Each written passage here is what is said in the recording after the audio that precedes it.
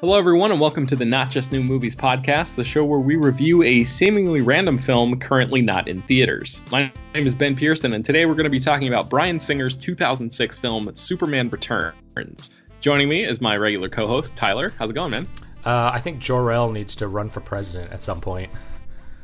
He's such an inspiring voice, even though he's been dead for tens of thousands of years, according to Superman Returns. But great campaign speech. Marlon Brando as Jor-El, or No. Jor-El the fictional character? The fictional character that looks like Marlon Brando. Okay, all right, good to Which know. always poses the question, do they have Marlon Brando in the Superman universe where like the actor doesn't exist? Or do you have like a Julia Roberts Ocean's 12 situation here? Well, if you guys are just joining us for the first time, welcome. Get ready for all sorts of ridiculous stuff, very much along those lines. Conversations like these are basically what this podcast is founded on. Mm-hmm. And if you want to hear more of that, you can listen to all of our back episodes at njnmpodcast.blogspot.com. This, as you may have been able to glean from the intro music being Mark Morrison's Return of the Mac, this is Not Just New Movies, The Return, a mini-series in which we only review movies with the word return in the title. Yeah. So, or returns. Returns, yes. Any form of the verb return.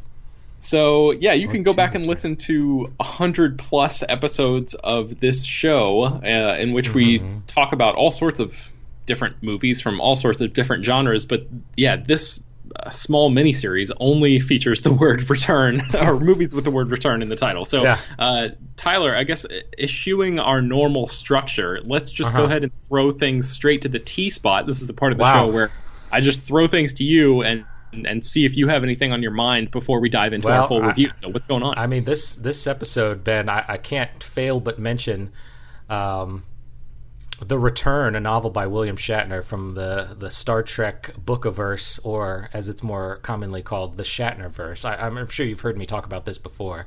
Oh, yes. And I thought I'd give a little reading from that book. Cue the music. The Return by William Shatner. Chapter 9. Spock! Kirk ran, calling for help. Something chasing him. His movements were slowed by liquid. Something thick. The deck below him seemed to shift with the characteristic lag of artificial gravity. Voices called out to him. "This is the El Orion transport ship, Lakul. We're caught in some energy distortion." Someone was in trouble. Kirk had to run faster. Always had to run faster. Their hulls are starting to buckle under the stress. Faster. Never enough time. The young captain looked at him. "You have the bridge." Kirk took the chair. The center chair. When had he wanted anything else? Anything more? But this time, it wasn't right. He turned his back. Left the bridge. "Keep things together until I get back." "I always do." And so that gives you a pretty good idea, Ben, of what The Return is like by William Shatner. Well, this is not in any way endorsed or sponsored by The Return by William Shatner, a book from 1996. But I don't know. Did you ever read this, or did you just read my review of it? No, I just read your review of it. I know you were borderline obsessed with this whole Shatnerverse like 10 plus years ago. Oh yeah, it was because we had just watched the Star Trek movies, and then we watched Generations, where, spoiler alert, Captain Kirk dies, and I was like, damn, that was really like shitty of them. And then Shatner's like, you know what, I'm just gonna write the movies myself, basically. And he comes back during like the Picard years, so it's very much confusing. And at some point, there's like, I don't know, 19 main characters all trying to solve one common problem, and it gets a little hectic. So wow. Yeah, but he's got maybe 10 or 11 Star Trek novels under his belt, so you got a tip of the hat to Mr. Shatner there. All right, well, yeah, talking about continuing franchises, let's dive into Superman Returns. He's been gone a long time.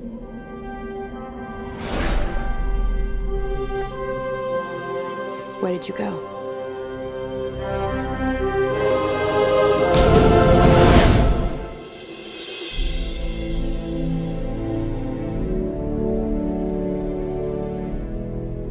You have great power. Even though you've been raised as a human being, you are not one of them. It's not easy for me to live my life being who I am, keeping secrets.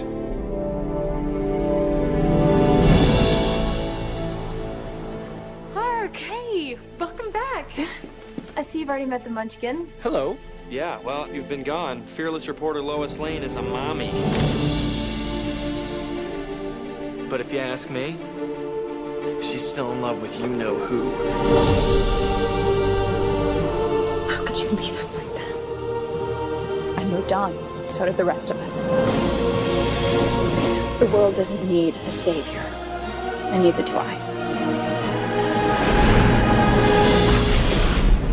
Lex Luthor. This is kind of a little reunion, isn't it? Heck, I'm a fan. I'll have advanced technology. Thousands of years beyond what anyone could throw at me. But millions of people will die. Billions! You wrote that the world doesn't need a savior, but every day I hear people crying for one.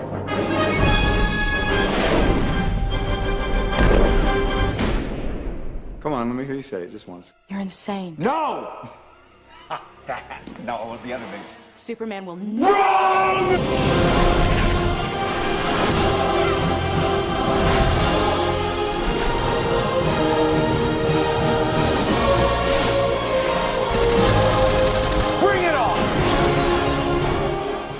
Tyler. So this movie, I guess we gotta address the elephant in the room. First of all, this is a problematic movie these days. It's directed by Bryan Singer, who, if you know anything about him, he has been under fire for some pretty heinous sexual misconduct charges. Okay. And it also stars Kevin Spacey as Lex Luthor.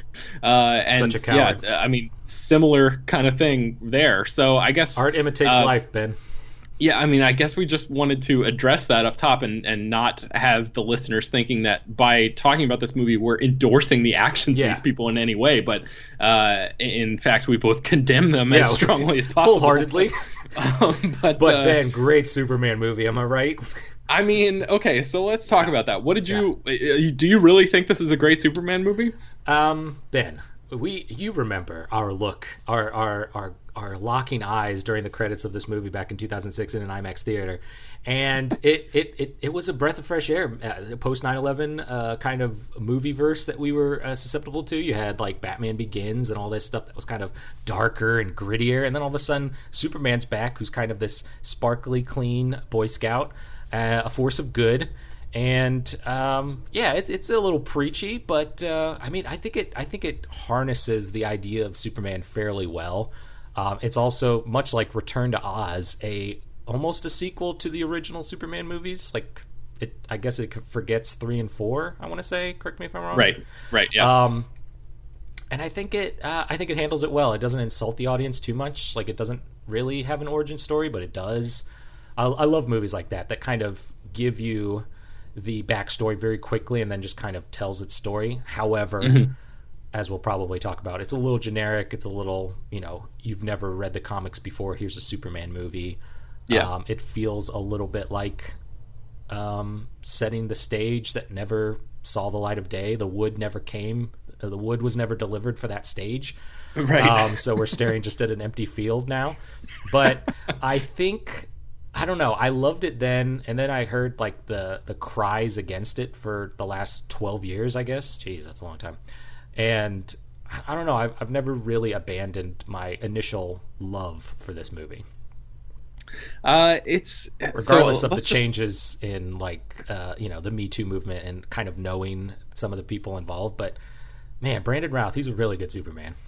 He is a really good Superman, and the reason he is good is because he captures the essence of Christopher Reeve, and that's that's the whole thing that this movie. That's if the movie has an aesthetic, it is to recapture the Richard Donner original Superman the movie. Yes. And I think the knock against this film, aside from the idea of like it not having enough action, which I don't even think we need to address that much because it's not even. Yeah. So. But I guess the knock against the movie would be that it's too reverent or deferential to the Donner movies. What do you make of that charge? Well, it's a good, and yeah, I kind of wanted to talk about how it feels like a 1990s comic book movie as opposed to the comic book movies we know and love today. Love is an emphasis there. But it kind of has that where it's like, it's cartoony, it's comic booky, it's got an aesthetic to it. It kind of feels like Tim Burton Batman, and it's kind of replicating that with kind of the gothic or particular time period for Metropolis. Like the noir style a little bit. And it's kind of the 50s, but it's also the 70s, but it's also like they still read newspapers even though there's the internet and that kind of stuff. But yeah, it is reverent to it, but the Donner Superman 2, when did that come out? 1980, so it had been 26 years since the last good Superman movie, I guess. So maybe, I don't know, is it reverence to kind of set a tone or reset a tone, perhaps? Yeah, I don't know. I think that if there is I think that's a legitimate criticism to have against this movie, is that it sort of is too much in the shadow of those movies and doesn't really break out and do its own thing quite enough. But that being said, there's a lot to like in this movie. I mean, so you mentioned 9/11, and the part in the movie where Perry White says truth, justice, and all that stuff, it's sort of telling that the American way is the phrase that's left out there, because as a culture, we didn't seem to really know what the American way was at that point. We were in the middle of this war a few years after 9/11, and the movie sort of strikes me as like this push and pull of whether or not the world needs a savior. Superman literally has the entire world on his back in that one shot where he sort of looks like Atlas. Yeah. And up in space and he's hearing everything. Well, there's that too. That's a great scene, by the way. Yeah, there's that. So when he like carries the planet up, and then there's the shot where he catches the Daily Planet as it falls off of the top of the building. And that's sort of like a complex idea to get across in a mainstream movie like this. And ultimately, I think it sort of lands somewhere in the middle where it's like humanity doesn't necessarily need to be saved, but it needs inspiring figures to show us the way. And that's sort of the message of the movie to me, is like Superman inspires Lois and Richard to go back and save him, and it's all this like, we're all together, man. It's all like we need each other to get through this crazy thing. And that was something says just that in his like a soliloquy to him while he's flying through space. Yeah, and it's like, watching it now, it's so obvious to me that that's what this movie is about, and because of that voiceover, it's like really hammers it home. And I don't know if I really got that in 2006 when I watched this movie, and I don't know if it's because we have the benefit of hindsight and with enough time passing to be able to sort of accurately look back on that period instead of being embedded in it. But I don't know. I think I was just looking for different things in the movie at the time when we watched it when it first came out. But I appreciated a lot more of what this movie was trying to do now than I did at the time. So I guess it's. I mean, if you're harnessing the idea of Superman, even though it may seem like the Donner movies, like if the Donner movies harnessed Superman well enough, then I'm kind of more concerned as the comic book geek that I was at the time in 2006, I guess. It was the idea that, it doesn't have to look like the comic books, it just has to kind of feel like it, or it has to emulate the character that and Superman's always been kind of like the godlike figure, but he's also been like, the immigrant, the accepted difference, the like the face of hope, the face of good. And if we talk all day about the message of the movie, if that was the message of this movie, we really did reject it pretty solidly within the last decade or so, when we could have gone in a totally different direction with the Superman Returns movie. But I guess, and that's what I always talk about when we talk about movies past 9/11, that it kind of lost that hopeful feel, and it's coming back in spurts every once in a while. You'll see a movie that's kind of inspiring, or it highlights the good in humanity. But yeah, in 2006, I guess we weren't ready to hear that. However, you had like, I don't want to get too political, but you saw the Obama campaign in 2008 kind of fix on that word hope. So maybe Superman Returns did do something that we aren't connecting. I don't know. it's kind of cool. Yeah. So I just wrote down a bunch of notes when I was rewatching this, and if you, I just want to read through them at a certain point. I don't know if you have any other general talking points before we get to that. Yeah, I do kind of want to talk about the feel a little bit. Do you have like a feel for 90s comic book movies? Like when you think of The Shadow, or your favorite movie of all time, Billy Zane's The Phantom. Right, I was just going to bring that up, of course. If you refer back to The Crow, if you look at, maybe Spawn, I haven't seen that in a while, but it kind of has that very, very similar formula, I suppose. Like it jumps back and forth between Luthor and the Daily Planet and Superman and the action scenes and all that kind of stuff. So it's very simple, but it's also it's carried that message, but it's also kind of simple for kids as well as adults who are bringing their kids. Yeah, totally. And that was something that struck me watching this, is just the simplicity of it, and like the one scene leading directly to the next, and almost to the film's detriment at a certain point when you're supposed to be believing that Lois Lane is like a credible character, and she brings her kid on the boat at the end, and it's like, well, that's just a stupid thing to do, but like the movie needs couldn't get a babysitter.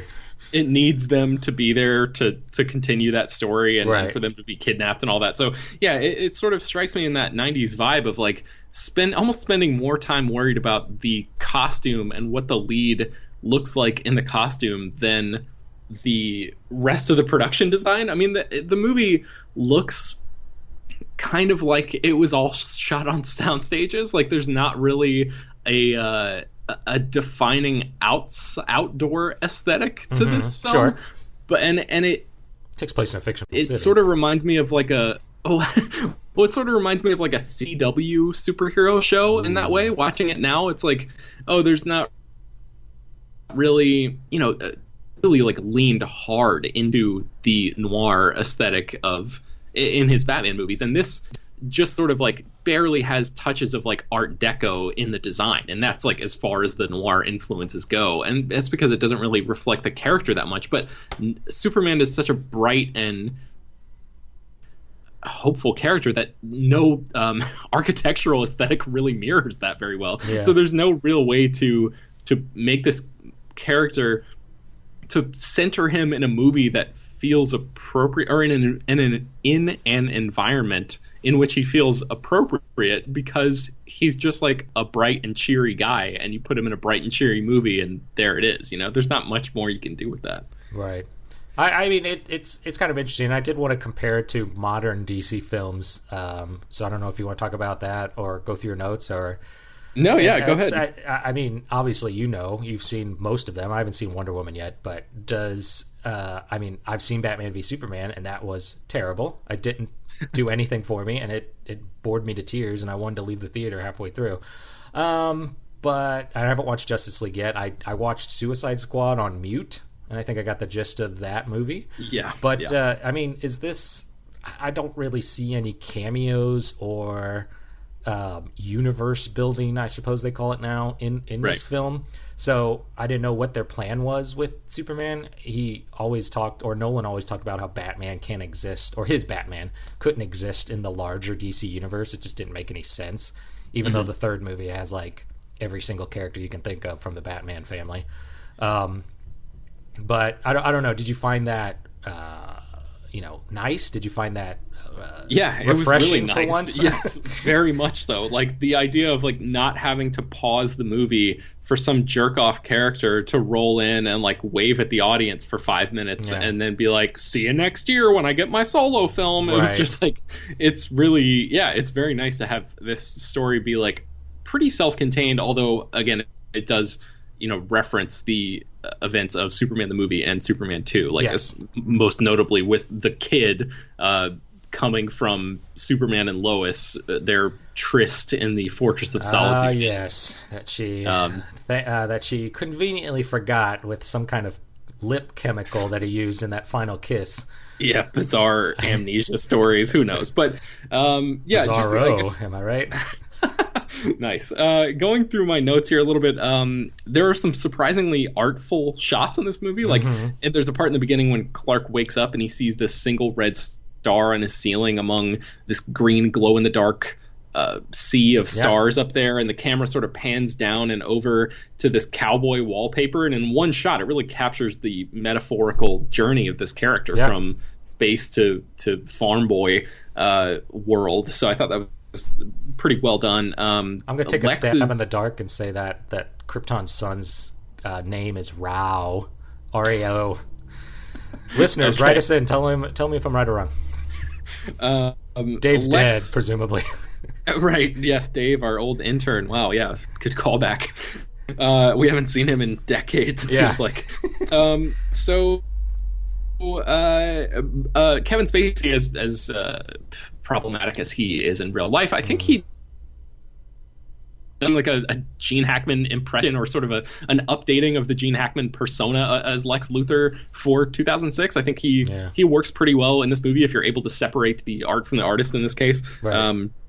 The idea How about of him, Kitty? She was good. Yeah, it's very much like mirroring the relationship between Lex and Miss Tessmacher. I think that was her name from the original movies. Lois, I wanted to mention, we've talked about this before, Tyler. I'm not a huge fan of Kate Bosworth as an actress, and I don't particularly care for her as Lois Lane, but watching Kate, it now... I know you're listening. Yeah, long-time listener, Kate Bosworth. I wanted to raise the question to you, is Lois Lane a terrible reporter in this movie? Because there's one shot where she is... So Clark rolls back into the Daily Planet for the first time, and he looks up at a TV and realizes that Lois is covering this event from inside this experimental plane, right? Yeah. And the TV... news report has her asking about the price an average person will have to pay for a transcontinental flight on one of these new jets, and the spokeswoman says the answer to that question is in your press packet. so she doesn't even read the materials that she's given before, and then she just basically gets like slapped down on what I presume is a pretty notable news network at that time. I already mentioned or something. I already mentioned bringing her child to to trespass on the boat. That's kind of a dunderheaded move. Lois's password, here's the thing that kills me, Tyler, is literally the word Superman. And that is like... No one would have guessed that. She won the Pulitzer Prize for writing an article that is titled Why the World Doesn't Need Superman, and the film ends with her sitting down to her computer and typing why the world does need Superman, and then a single tear drops from her eye. It's like, oh my God, come on. Like, I understand that you have to sort of play to the cheap seats here, but this is ridiculous. Yeah, that seems more. That doesn't seem like a journalist's title. Journalists are out for the truth and the fact, and to kind of write kind of this somber story or this personal story, I suppose. That's more for the editorial side of things. So maybe she's a better editor. I don't know. Yeah, I don't know. Yeah, it's like journalism takes a lot of work, and you got to be there. So being on the space shuttle asking questions is pretty impressive as far as journalism's concerned. Endangering yourself to get the news to the people, that's journalism. I would read her article. I would read her articles. I'm sure you would, in more ways than one. Mostly because I've found myself in the fictional city of Metropolis in the world of Superman, and I'm so excited, and so I read all Lois Lane's articles anyway. Lex has a guy wandering around with a video camera recording everything that he does, and this came out in 2006. That's only 1 year after YouTube debuted. So that's a pretty it's not like this movie's the first one to play with the idea of recording things, but that's still sort of an interesting thing to note there in terms of like the history of where this drops on the timeline. And that little kid took the picture of Superman with his cell phone. A la citizen journalism. Yep. Lois definitely would have shattered every bone in her body during that flight when it's crashing, because she's just very frail, hurling all over the place. But what's his name? Superman's line where he says, "I hope this doesn't put you off air travel. It's still the safest way to travel," or whatever. It's such a Donner Superman line.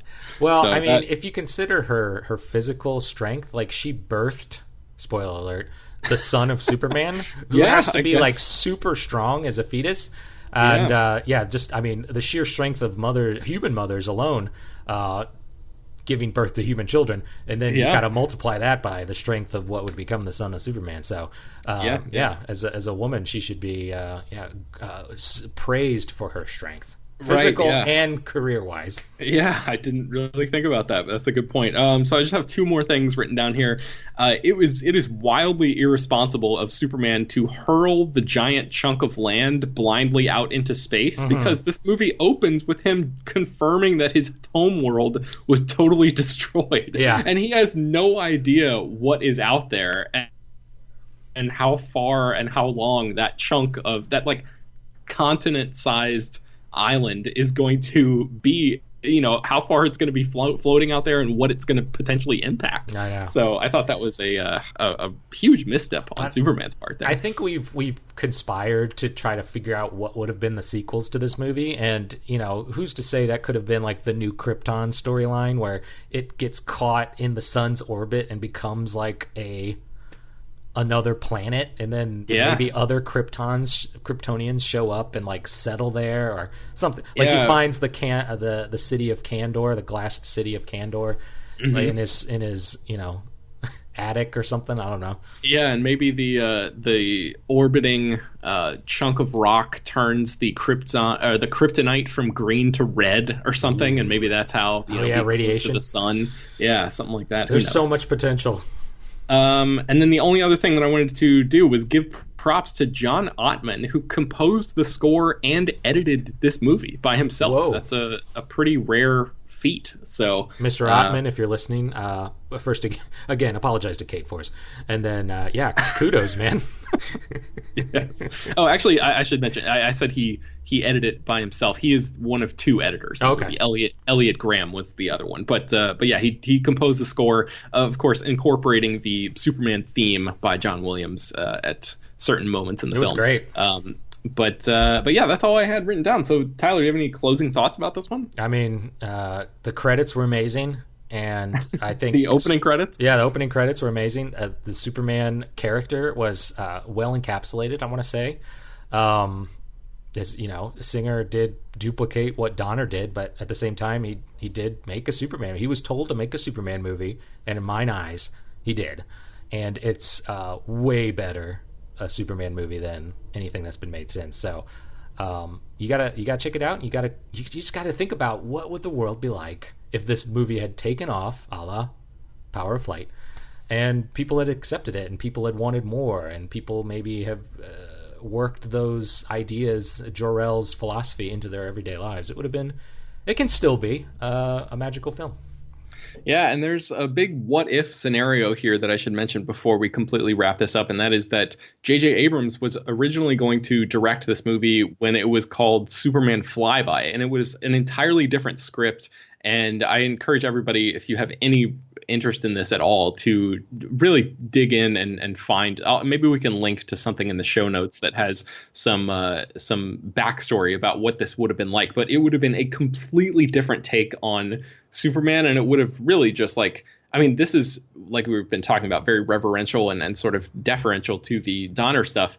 Superman Flyby would have been a whole different ballgame, and not necessarily in the mold of the Zack Snyder movies that came later. It just would have been a tonally and totally different kind of Superman story. So I am curious. I mean, as much as I like and appreciate certain aspects of Superman Returns as it exists, I am very curious to it's one of those classic great all-time what if scenarios. How would DC movies have been different if Superman Flyby would have been made, and how would that have impacted everything else? Because you've got Abrams coming on to resurrect the Star Wars movies, and maybe Superman Flyby would have been a dud, and maybe Abrams as a filmmaker would have completely tanked after that, and he wouldn't have touched Star Trek, and then wouldn't have gone on to Star Wars, and then what would those movies look like? I mean, there's a whole series of dominoes here that could have been impacted by this. So it's sort of an interesting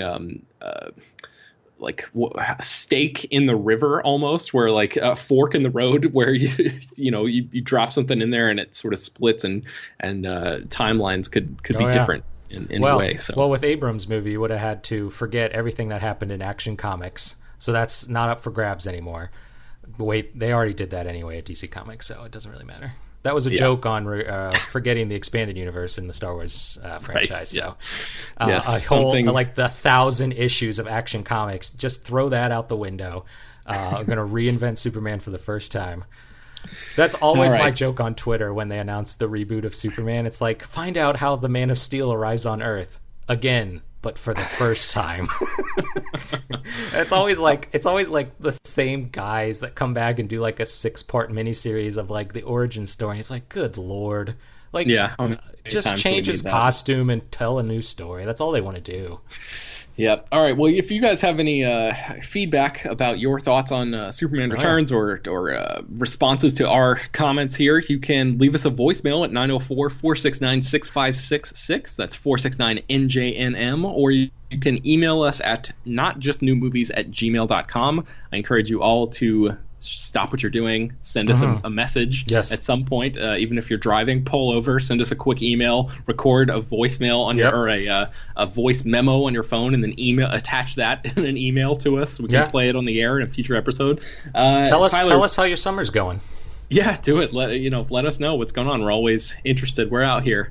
And Tyler, instead of using the Not Just Pneumatic movie tube, which is the device that randomly chose movies for us to watch, we are just going to continue with our trend of watching films with the word return in the title in some way. You got it. So our next episode is going to be us discussing Lord of the Rings, The Return of the King. What form will that take? What kind of movie? Are we talking about the live action? Are we talking about animated? I don't know. We'll see. Tune in next week. I think we're going to be releasing these weekly at some point. I hope. ? So tune in to the next episode and find out. In the meantime, where can people find more of your stuff online, Tyler? Anywhere? Well, Ben, you got the Fivecast podcast and stuff Twitter at the Fivecast. You've got the YouTube channel, and of course the And Stuff Podcast Network, where we're introducing shows all the time. We've got One L'Amour Night, where I tried to meet Phil Collins and get him to read Louis L'Amour's country western novels and see if we can record those in tandem. So Mr. Collins, if you're listening, that's a plan for one of the episodes of my podcast. So yeah, the And Stuff Podcast Network. Tune in. Some of those shows may or may not be real, but you got to follow us to find out. And then of course the NJNM Podcast Twitter at NJNM Podcast. We're on Twitter as well. #PotterFamily. Awesome. # anything else that gets us clicks or listens, because we're not trying to make money here. We're just trying to get maybe a little bit of an audience. And I think you guys would really enjoy it. Yeah, I think you guys would really enjoy it, but this is falling on deaf ears, probably. So they would enjoy it, Ben, if they ever heard it.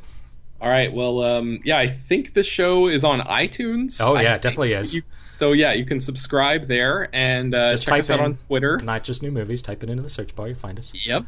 And you can find me writing at slashfilm.com. You can hear me on the Slashfilm Daily podcast. And you can find me on Twitter at Ben Pears. Let me know what you think about Superman Returns or any Superman movie or anything at all, really. Just hit me up and I'll probably respond because I got nothing better to do. So thanks for listening, everybody, and we'll talk to you next time.